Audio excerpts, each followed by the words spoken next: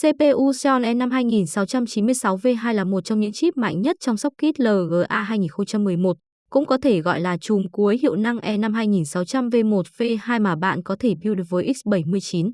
Chip mạnh đồng nghĩa với việc nóng hơn và tiêu thụ điện nhiều hơn nên sẽ cần main chất lượng để cung cấp điện ổn định.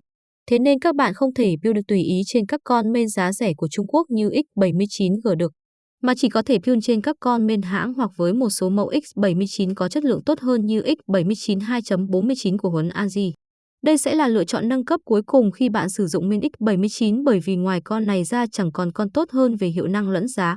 Nếu như bạn vẫn muốn nâng cấp hiệu năng thì chỉ có thể lựa chọn Dealer X79 hoặc chuyển sang X99. Ok, rồi đến phần thông số kỹ thuật của E5-2696V2. E5-2696V2 có 12 nhân tiến trình 22 nanomet kiến trúc Ivy Bridge.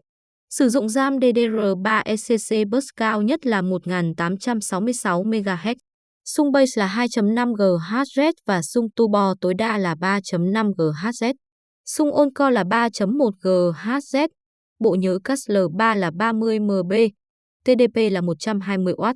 Nhiệt độ tối đa để hoạt động ổn định là 79 độ C.